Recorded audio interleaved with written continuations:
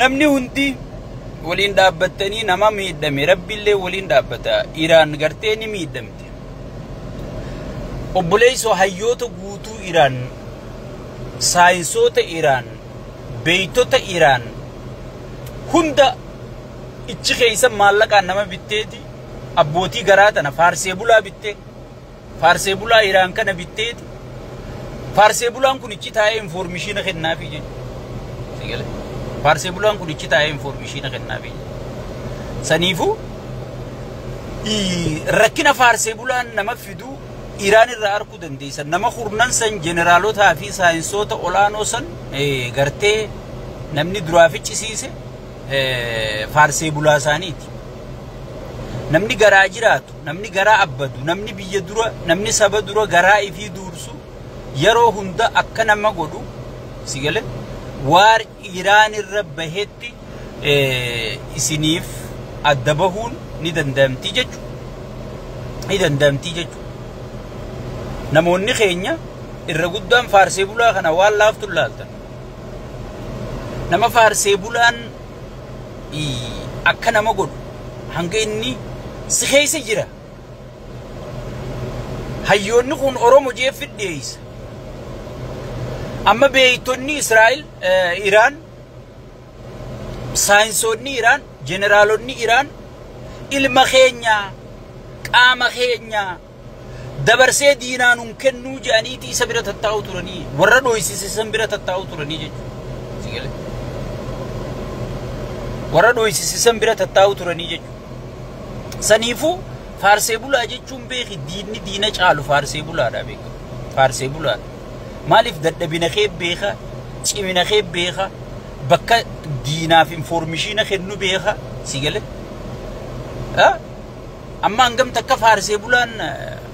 hangam takka qabsoo Oromoo if duuba deebisee Oromoo burjaajisee ummata Oromoo akkana godhe sigale saniifu faarsee bulaan wantiidha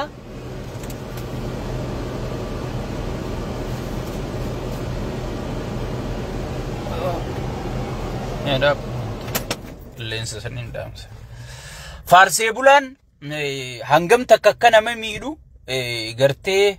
wanni irratti arkuun gartee ummata Iraan kana irratti arkuun waanuma gartee wal naman gaafachiifne jeeti yaadaa jechuudha so saniifu ta Iraan asumattiin dhaaba gartee rabbiin nama dhugaaf dhaabbatu wajji jira warri ka injifatu namuma dhugaaf saba isaatiif lolu nama saba isaatiif dhaabbatu nama dhugaadhaan garaaf ozoon hin taane saba isaatii wajjiin dhaabbatuutu yeroo hunda injifataan nama sanii jechuudha itti aansuudhaan haala yeroo tajettuttiin dabraa jechuudha isin firii taayee dandaya laal sagalee walii ta'uun barbaachisa hamilee walii godhuun barbaachisa namni oggii mana hidhaa keessa jiru odeeffannoo harkata sabni kiyya maalirra jira maal godhu jira hagam takka sagalee naa tahaa jira hagam takka wal dhagayaa jira hagam takka wal jala deemaa jira hagam takka wal kabajaa jira dur caalaa arra wal kabajemoo arra garaagarummaan isaanii iddoo baay'atte moo arra tokkummaan isaanii baay'attee ji'eeti namni si qorata namni kun nama nuuf jecha anaaf jecha siif jecha abadan ilmaan biyyan qabnen guddisu tiyyaa wareegamee ilmaan kiyyaanaa gudda biyyarratti sirnarratti haanaa guddatanii jee ilmaan kiyyaa fi keetiif wareegama kennee jechuudha firii taayee sigale shayxaanni namni gartee rabbiin darbee qabsoo Oromoo tanaanichi kaayee shayxaantichi kun nama faaruu malee yoo ati faarsee bulaa taate malee nama gartee yaadatti namanne jechuudha yaad malee akkuma Israa'el mootummaan tokko moohamee wanni beeytuun yaada dadhabuuni mootummaan tokko moohamee wanni beeytuun nama isa qeequ jibbuun Israa'el akka taatu dhabdeeti qaallitti televiziina keessa teessee haasoitu televiziina nurraa afaaniin us rabbi afaan si haa qabu jechuudha afaaniin nurraa us jetteeti qaallitti televiziina keessa teessutti bumbii darbitee jechuudha hagam takka akka moohamte hagam takka injifatamte hagam takka yaada keessummeessuudhaaf komii keessummeessuudhaaf qophiin teessee harkisiisa jechuudha addunyaan hunditti qofalte jechuudha nama televiziyoona dhawu nama televiziyoona irraa taa'ee haasa'u nama dhawu so haqawwee harkaan qabne kunis akkasuma jechuudha mootummaan kun moohamee jira jechuudha nama qawween qabne kanuma yaada haasa'u kanuma yaada dubbatu gaafa dhooyte ati moohamaadha jechuudha yaada dadhabnaan moohame jechuudha mootummaan kun so mootummaan moohamaan kun hayyuu keenya san akka qalbiin cabsine firii taayee danda'a jennee nu hundinuu maatii isaa bira dhaabbachuun sagalee isaa ta'uudhaan maaliif qabsaa'ota biroo oomishnaa jechuudha yoo qabsaawaa kanaaf sagalee taane edaan Oromoo wal dhageesse edaan yooni nan du'ellee Oromoon na duuba jirti namni je'eeti hamilee horataa jechuudha namni saniifu isin firii taayee jecha sheer walii godhaadha warri maduftanii assalamu alaykum jecha jirtanii wa alaykum salaam kana salaamtaan jenne yooyya jenne amma haala yeroo jetti haala yeroo biyya teenya akkuma beekamu gaa hayyoonni keenya Jaawar Mohammad diinan gafee sabaa sablammii wali qabanii dheengadda hiriira gartee interneetii biiti teenya maal keessa jirti biiti teenya akkami wallaalaa harkaa baraaruu dandeenya nu cufti dhumaa jirra akka Itoophiyaatti akka biyyattitti diinni kun ozoon amantiidhaan kutaadhaan sabaan addanun baasne saba keenya guutuu dirooyiniin ficcisiisaa jira hattuu tijaaree hattuu hata akka gaaritti hata jee kunoo akkuma taayee naaseesan taayee jechuun namagaa waan kana itti dhiheenyaan anaafis caalaa sirritti wajji hojjetee hanga sadarkaa gartee wanna ministeera sanit deeme nama sirritti waan kana hudduu fi afaan isii beeku hatadhaan unjeetiin anatu dideeje hata akka gaarii nyaadha gaafa maallaqa jijjiiranii deemaa maallaqa zarafadha miidiyaa irrattuu bahee jechuu tana makalaakiyaadhaan makalaakiyumaatu ummata biyya saniitiif gartee garaa laafee malee inni zarafadhaa jeeni jechuu amma milishaa maal jechaa jira zarafaa dhukkee irraa kaasaa nyaadhaa jechaa ni jira jechuu so mootummaa akkanaa kana nu hunda sabaan addanu qoodaan jiru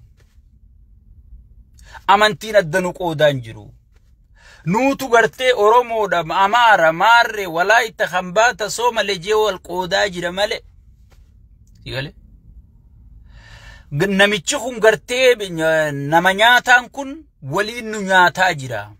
akkami waan kana firraa dhaabsifna jedhanii hayyoonni keenya walgahii takka qopheessanii jechuudha walgahiin sun dheengadduma geggeeffamte erga walgahiin sun geggeeffamte gabbeetiin laayif isinii waraabee jechuudha jawween mooraa diinaa yookaan mooraa PP diigaa jira ajee gaafana naasoo isinii godhu viidiyoo matana duraati yaadattanii ni yaadattanii waan keessootiin beeka amma kunoo tanaaf ragaa guutuu faraqataan artisti wali qaba faraqataan dooktara wali qaba faraqataan barsiisa wali qaba faraqataan ummata wali qaba faraqataan maal wali qaba girgirii taan keessa jira laga kana bu'ee bahu jira warra dheengadda silkii jalaan kaafne hunda Qaadireef kaabinee aanaa tana hunda bari siniin gaddaabbanne bari siniin jirraa jedhaniiti ilaala akkana shirshir aboo mormiinuu jabeeysaa jedhanichi as dawwalani yaaboo eega isin mormuu eegaltan eega isin dura dhaabbachuu eegaltan akka nama laalamu jirra yaaboo mormuu masannuu jabeeysaa nurraa laaffisinaa zigale wallahi mormii sannuu jabeeysaa jechaa jiranii jechuu Qaadireen ta godinaatii fi ta aanaa jettamu ta naannoo hundinu eegasuma bar akka nama nu laalu eegalanii duraan bar qushaashaa maal harkaa qabdanii deemaasi maarroo looreetii nageenyaa jala dubbattanii mitirqishoo nageenyaa jala dubbattanii maarre bar shimallisumma looreetii nageenyaa mitirqishoo nageenyaa jechuu dhiisee barammasii gale so walgahii takkaan kan akkana godhan walgahii lamaan fe'achiisanii kuchiisuu ta'anii jechuudha dheengadda am gabbeheetiin mooraa diigaa jira namichi diimaanii waa'ee laga diimaa dhiisaniiti waa'ee gurbaa diimaa dalagaa godhachaa jiranii isiniin jee ture jechuudha. Allah waan hin beekurraa hin haasa'u malee akkanuma gabbee hin haasa'u. Sigale. Saniifuu arra namichi jaanjee waan godhuufi waan dhiisu wallaale artistoota wali qabeeti artistoota irratti haasa'u eegalee. Ka haasawa beeku isa, ka uffata beeku isa, ka nama gorsuu beeku isa. Barbiit mee wohuma isa deeggara laala wooma namichaana deeggara yoo inni si wajji footoo ka'e ati qabsaa'aa yoo isa arrabsuu qeexee lakkii waan kanarraa dhaabbu jetteen ati wallaalaadha. Nama biyya diigu diina biyya saniiti diina Itoophiyaati yoo ati abiyyiin faarsine yoo ati abiyyi dura dhaabbatte aboon ta'u wanni kuni lakkii kana numbaasu karaan kun numbaasu jettee yoo ati yaada kennatti ay ati wallaalaadha siyaasaan beeytu yoo ati immoo abbichuu koo maarroo koo mitirkishoo koo albahaa koo jettee isa faarsite sigale ati beekaadha beekaan akka keetiin jiru ati qabsaawaadha Oromoon akka keetiitis hin jiru sigale isa birattis akkasuma beek akkuma madeeggartoota isaa kana isa birattis sigale yoo ati faarsee bulaa taate profeesara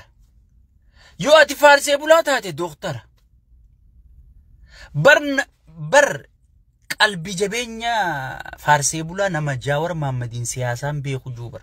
faarsee bulaa bar nuti takkaa gaafa bilziqinaa wajji jiru Jaawar Mahammadiin siyaasaan beeytuun jenneeni karaan ati deemtu kun gaarii miti sigale mee badhaadhina kana mee ida'amuu kana bareeddu tana nuti gaa waraqaa san dubbifneeti beeku wanni hundi kuma taayyeen jeesan aboo kamin namni lubbuu qabdu gartee akkamin lubbuu qabdu gartee kana dura dhaabbatti